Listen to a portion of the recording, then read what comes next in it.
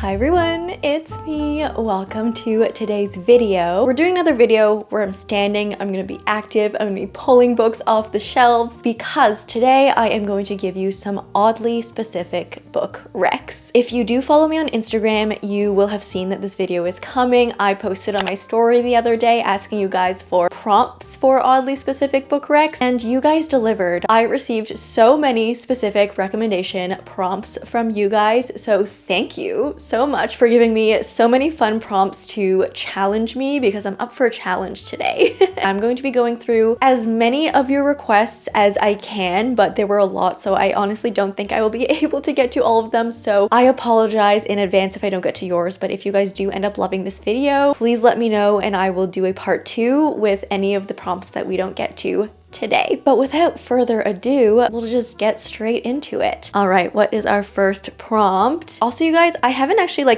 gone through and looked at these prompts, so I haven't thought about answers in advance. So we're gonna really be putting me on the spot today, which I think is really fun. But I did go through and screenshot them just to prepare them for this video. And while I was doing the screenshots, I cut off the username and your pictures. I just cut out all personal details because I honestly don't know. When you submit one of these prompts or whatever to be in a YouTube video, do you prefer having your name and your picture and stuff shown, or do you not? Because I feel some people prefer to just be more private on social media, which I totally get, and then some people would rather be featured because it's fun. I love seeing myself in other people's videos. It's really cool. But let me know what you prefer, and then for future reference I will do what you would like.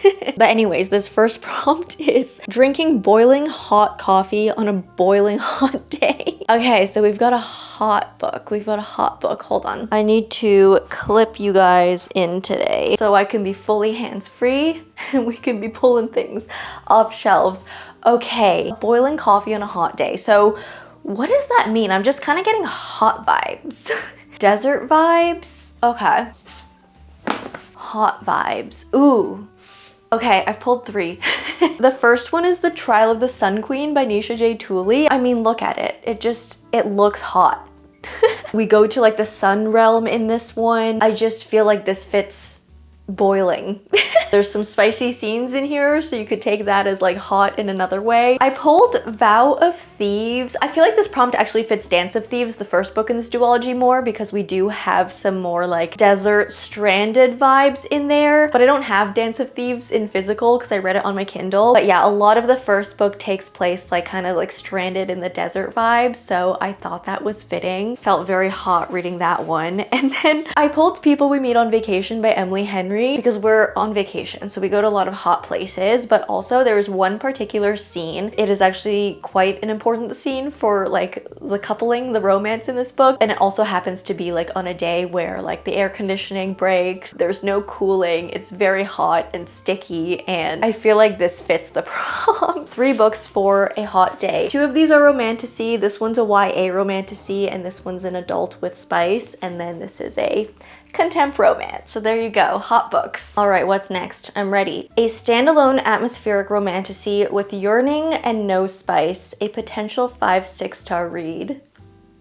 You've just set me up for success here, okay? A Song to Drown Rivers by Anne Liang. Thank you for giving me the opportunity to talk about this book again because I cannot stop bringing it up, as you guys very well know, but this is a historical fantasy romance. It's very, very light on the fantasy. It's 1% fantasy. It's very historical romance vibes with a tiny bit of magical aspect in there. It's definitely folklore, mythological vibes, which I think gives it a bit more of a fantasy vibe, but it's not really magic, you know what I mean? But this one, should I tell you what this one is about again, or are you sick of me giving you the synopsis? I'm gonna tell you again.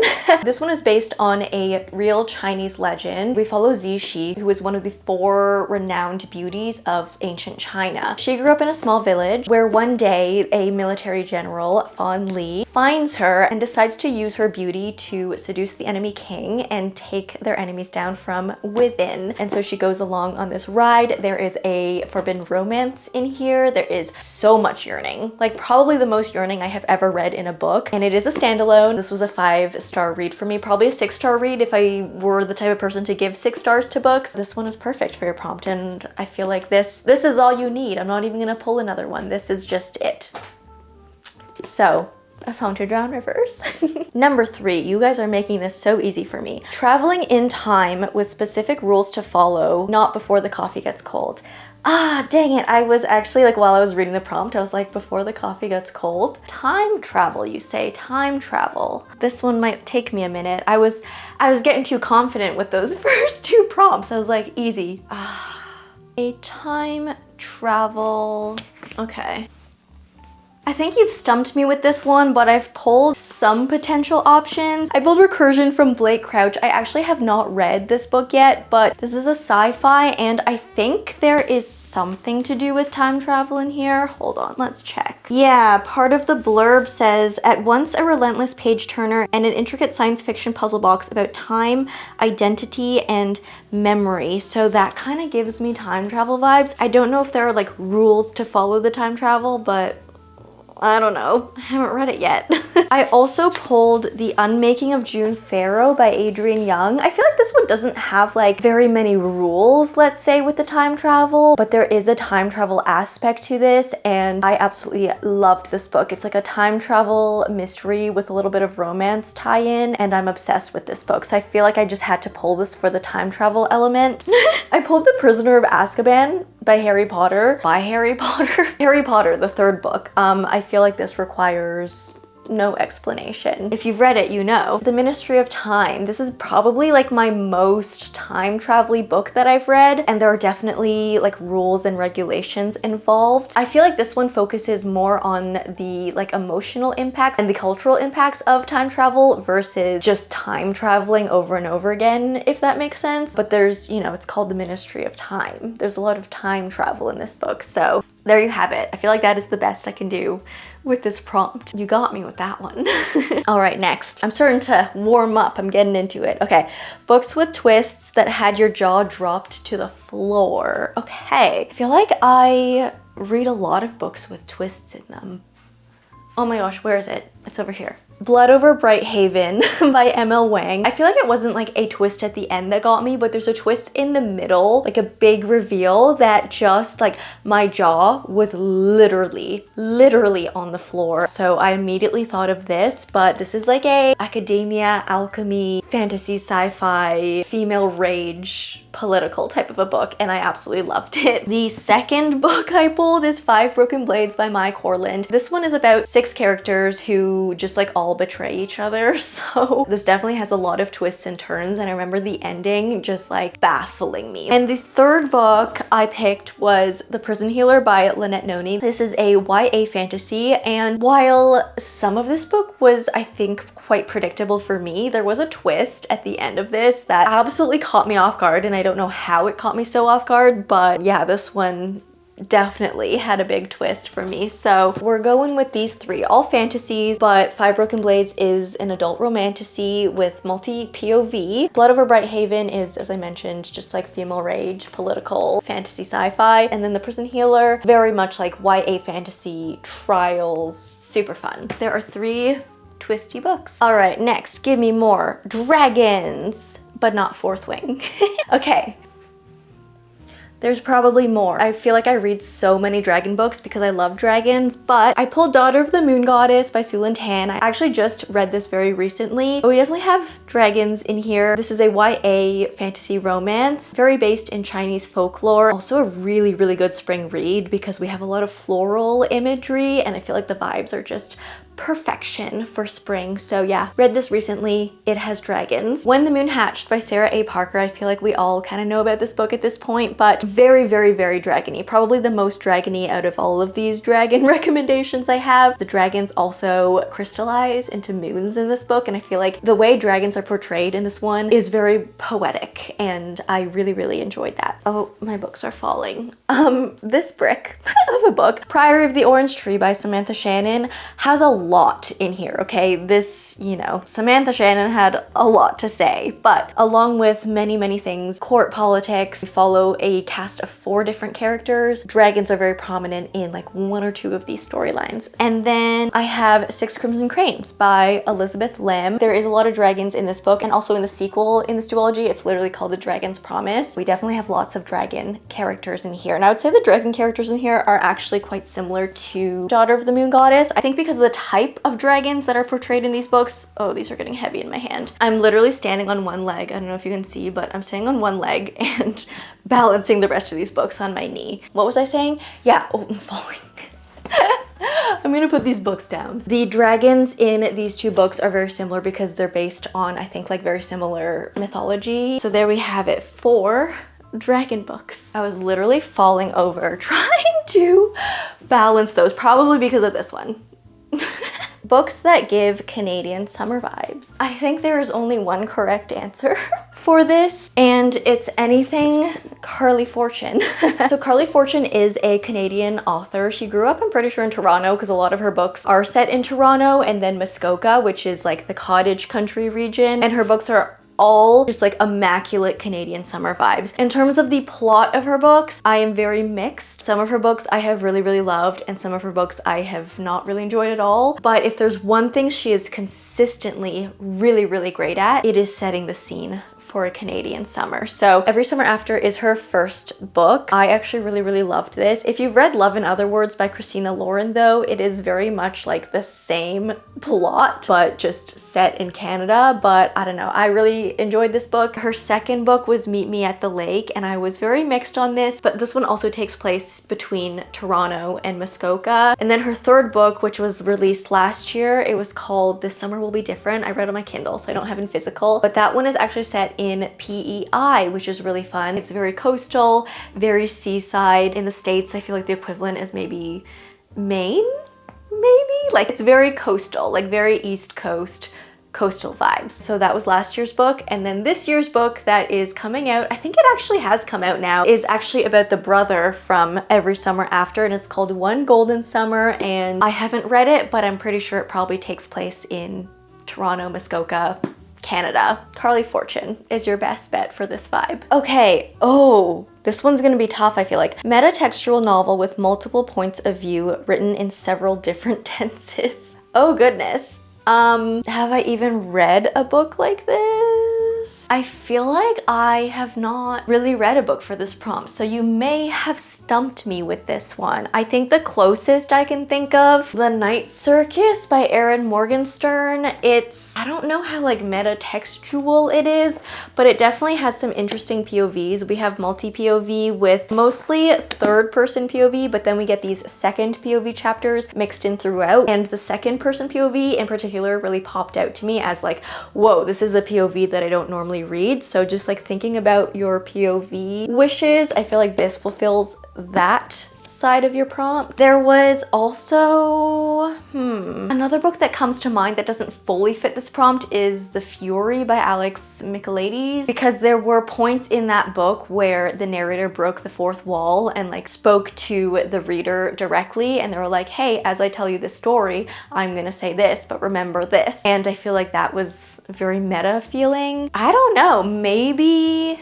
oh, you know what? I feel like these ones, maybe actually the Emily Wilde series. I haven't read the third book yet, but this book is written in like journal format, and there are a few journal entries that also like acknowledge like, hey, this is a journal, and while I'm updating this journal, I'm gonna say this. I don't think there's I guess there's kind of multi-POV a little bit. I don't know about multi-tense though. I don't know. That's a tough one. I will give it to you. You get a point. I failed that one. I need a good one now though. A book with a lovable cat. Why do I feel like there's a cat in this book? Is there? Am I remembering wrong? Maybe it's just the vibes, because we're set in a bookstore, and every time I think of a fictional bookstore, I think there's a cat there. I feel like there's a cat here. Maybe not, maybe I'm lying, but either way, this is a very cozy book, and I feel like if you love cats, you would love this book for some reason. There's also, I don't have this in physical, but A Novel Love Story, I'm pretty sure has a cat that is also in the bookstore of that book. I'm blanking, oh no. Oh, you know what? This is not exactly a cat, but there is a mythical creature named Syrinx in these books that give me cat vibes. Like the personality of this creature is very cat. It's not like a real life cat, it is like a fantastical made-up creature cat, but it gives cat vibes and it is quite lovable and I do love it. So Crescent City series by Sarah J Maas. And okay, I'm not gonna pull this one off the shelf because it's in a box set and it's under a bunch of books and it's just, that's too difficult for me. But in the Shades of Magic series, like A Darker Shade of Magic, there is a cat. There is a cat, and I think it appears in the second book. I don't think it appears yet in A Darker Shade of Magic, but once you get to A Conjuring of Light, you will meet the cat. It's not a very prominent character, but it's there enough. Yeah, there's a cat there. Cat Rex. A sci-fi that blew your socks off. I feel like I don't read that much sci-fi.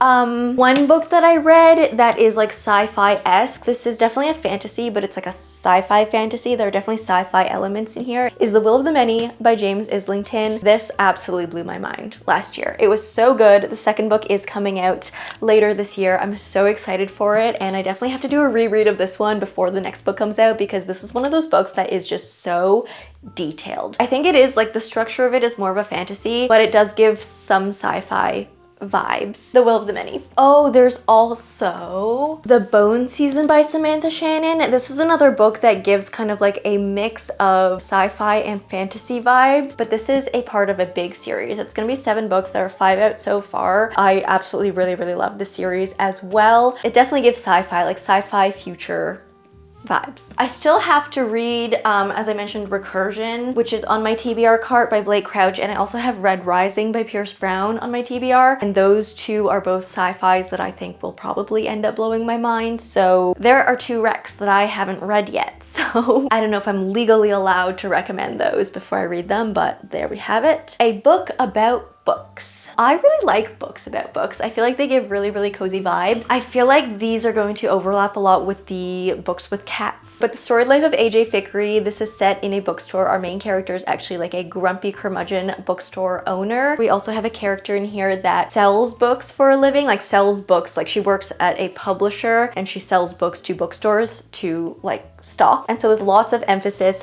on books in this one. We have a lot of discussion about books. The main character has a very specific book taste, which is kind of like a very endearing part about him. So The Storied Life of AJ Fikry is definitely a good one. And then also A Novel Love Story, which I also brought up with the cat prompt, a contemporary romance vibe. And there's a bit of magical realism. So our main character actually ends up in the fictional town of her favorite book series. And she also ends up staying like above a bookstore as well, so lots of booky vibes in that one. The Midnight Library by Matt Haig is also one. I know this one blew up on TikTok, so everyone probably knows what this book is already, or you've probably already read it. But with this one, there's like a dream-like library and every book in it is a different life. So our main character like opens up these different books and lives these different lives, so very book themed. I also have The Wishing Game on my TBR, but I'm pretty sure that's a book about books as well. All right, a romantasy that feels mature, not young adult, but isn't super spicy. Oh, this one's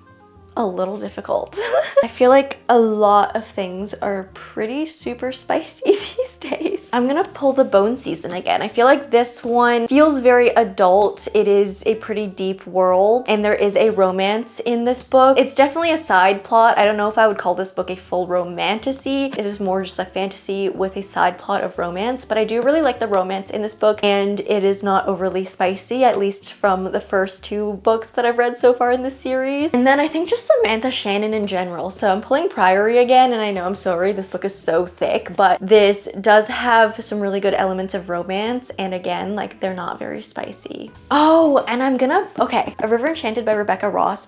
I don't actually know if this is categorized as adult or YA, but I feel like her writing feels very mature, so even if her stories are YA, they don't feel YA, if that makes sense. And I feel like this book, compared to Divine Rivals, I feel like maybe Divine Rivals was a bit more of a YA vibe, but this one feels like very fully formed. And then also Rebecca Ross is just not a spicy author to begin with. So this duology I feel like would be a really good one for you as well, because there is like a big emphasis on the romance, but yeah, it's not very spicy whatsoever. I would say Spark of the Everflame by Penn Cole, but I feel like that feels quite YA. I don't know. Maybe that's it. Maybe that's... I feel like everything else kind of reads more YA. Books that fully engross you in the world and character relationships that make you feel like you know them. IRL. Ooh, okay. The Sword of Kaigen by ML Wang. This definitely has to be in here. It is such an immersive book, and for a standalone to get you so into the world and so into the characters, it's just incredible. I feel like ML Wang is really, really good at writing these standalone types of books, because in this book, within the first 30 pages, I was hooked to the characters. I was so attached to them immediately. She made me feel so strongly for these characters that I had literally spent zero time with, but I immediately just loved so much. And then as the book went on, I just got more and more close with them, like really saw deep into their souls, really, really cared for them. And then ML Wang just tears your heart apart. But yeah, this is a really, really good one. Also a very immersive world that feels very deep and rich, but also like not intimidating to read. Like she writes in a very, very devourable, approachable writing style, while at the same time like creating these really rich worlds. So Sword of Kaigen, definitely recommend. This book is in a very similar vein, but The Poppy War by R.F. Kuang. These characters, I will never forget about these characters and this world and this entire trilogy as a whole. So immersive. The characters are so complex. I will think about these characters and the story in this world forever. So The Poppy War trilogy by R.F. Kuang. Throne of Glass is an obvious one. Like, do I need to explain that anymore? Probably not. I feel like I want to find a contemporary rec for this too, because everything I've pulled is fantasy. Okay, these were not 5-star reads for me. I really enjoyed the Daisy book. I'm still on the fence about the Magnolia side of this universe, but the Magnolia Parks and Daisy Hayes books, I feel like go quite deep into character and character development. These are definitely more character-driven books versus plot-driven books. So I feel like if you're looking for characters that feel sort of real, even though they are absurd and like not relatable and not real to like you and your personal life at all, I feel like Jessa Hastings does a really, really good job at creating this very rich universe, like contemporary real world universe of these characters, and you get really immersed in their stories and what they do to each other and what they say to each other and stuff. So I feel like this fits this prompt. All right, how many more should we do? Historical fiction plus crime. I feel like this God of the Woods by Liz Moore. This is a mystery book. It is not a thriller. Anyone who's expecting a thriller, don't read this book because it is quite slow and not thrillery. But this one is set in 1975, so it gives a little bit of historical vibes. We are set in a summer camp and we have these missing kids cases, so we have crime in that way and we're trying to solve that. So I feel like this one would be a good one for you. Another one, do I still have it or did I unhaul it by accident? Oh, The 7 Deaths of Evelyn Hardcastle by Stuart Turton. This one is set in, what year is this set in? I can't remember what year specifically this is set in, but it's definitely not modern day. And the structure of this book is really interesting. We live the same day over and over and over again, but our main character every day wakes up in a different body while reliving the same day. So, oh no, you guys, we've done it again. We've overheated my camera. I just changed the setting though, so hopefully it doesn't happen again. But as I was saying, as our main character flips through different POVs and lives the same day with different experiences, he has to put together clues to solve this mystery because Evelyn Hardcastle every day at 11 p.m.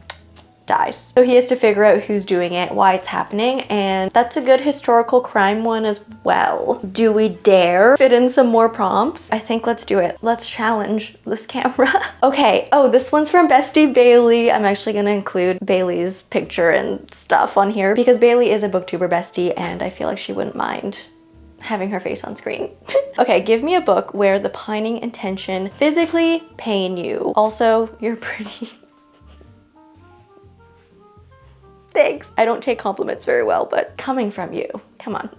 Pining, tension, do I dare? Do I dare bring her out again? The crazy thing is this is YA. So there's like not much there's not much physically that happens in this book, but I feel like you don't really need that. I feel like the books that have less physical intimacy in them have the most pining and yearning and tension. So I'm bringing her out again. A Song to Drown Rivers by Anne Liang. Okay, more pining and tension that made me physically hurt. Physically. Oh, Heartless Hunter by Kristen Ciccarelli. There was something in this book, especially this first one, that got me good. The cat and mouse in this book worked so well, and I feel like set up that tension between our two main characters so well. I loved it. This is a YA romantasy. Oh my gosh, and you know what also? I feel like I'm repeating books now again, but The Unmaking of June Farrow really surprisingly got me with the pining and the tension. I can't really tell you why because that would spoil a lot of this book, but just the situation that our characters are in, it got me good. It got me good. Oh, and if there was ever a book with pining and tension, mostly tension, maybe not so much pining, but mostly tension, The Favorites by Lane Fargo. I feel like everyone talks about this book, but this follows two skaters. They are like an ice skating pair and they're on their way to the Olympics. Don't read this as a romance, okay? It's not a romance. It is very toxic. It is just drama, but it does set up the tension so well. I wanted to throw this book across the room so many times while reading it, so The Favorites. Should I? Happy Place by Emily Henry I feel like fits this as well because the two main characters are in this situation where, is this a spoiler?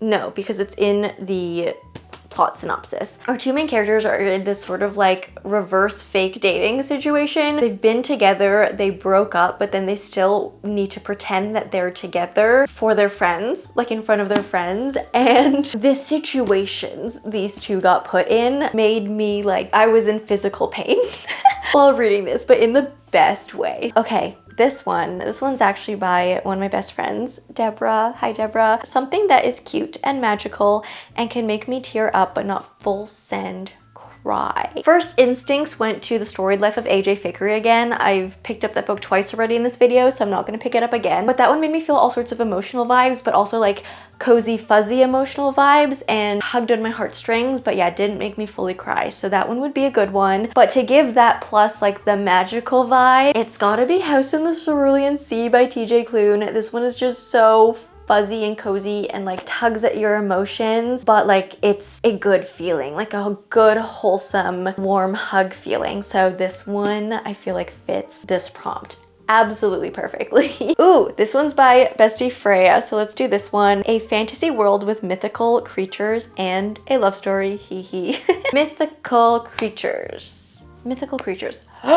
Okay, I haven't actually read this one, but it's been on my TBR for a while and I definitely need to pick it up soon. But The Phoenix Keeper by S.A. McLean. This one is actually a queer fantasy and we are set at a magical zoo. It is a world-renowned zoo for magical creatures. Our main character is the head Phoenix Keeper and their dream is to conserve critically endangered firebirds. But then there's a heist at a neighboring zoo. So yeah, they just need to like protect the zoos, and there also is like a lovely queer love story in here as well, and I really want to read this. Now like rereading the synopsis, I feel like every time I read the synopsis I'm like, I need to read this book as soon as possible, and then for some reason I have not gotten to it yet. Literally the main blurb, like the marketing blurb for this says, from one of the most exciting new voices in fantasy comes a warm hug of a novel featuring a magical zoo teeming with mythical beasts and a soul-restoring queer romance at its heart. So I haven't read this one yet, but maybe we can buddy read this one. Because I feel like this fits your prompt literally perfectly, and it is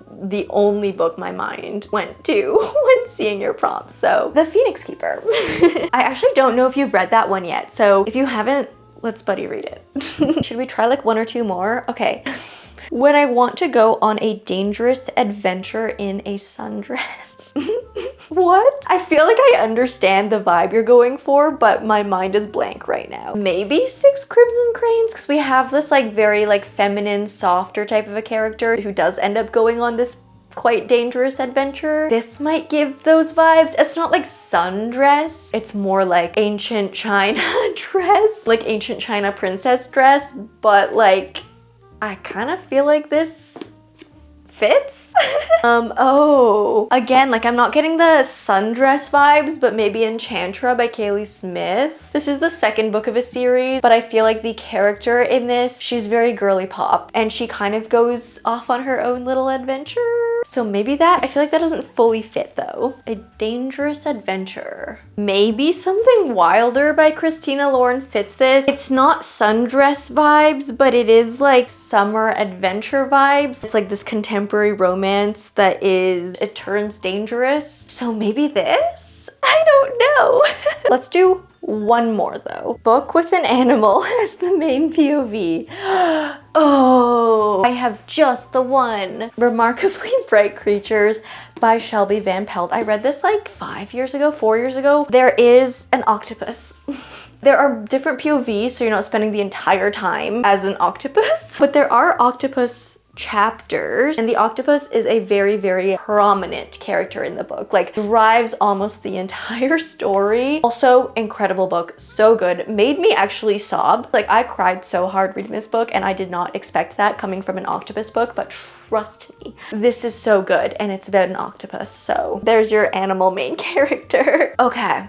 I think I'm gonna leave it there for now because I fear my camera's gonna overheat again and my battery's also dying. So technology is telling me to end this video here. There are a lot of prompts left though. So if you really enjoyed this type of video and want to see me do this again, please let me know and I will save the prompts that I didn't get to this time for another video. And if you missed the Instagram story to like send in your prompts this time around, I'll also post another Instagram story to get new prompts if I do this again. So let me know if you want to see that happen and we will make it happen. But I do hope you enjoyed this video. If you did, please leave me a like and a comment. If you don't know what to comment down below, oh, you know what? If you don't know what to comment down below, leave me another really oddly specific book rec prompt in the comments and maybe I'll incorporate those into a part 2. If you like me, subscribe, do that bell thing, and I will see you in the next one. Bye.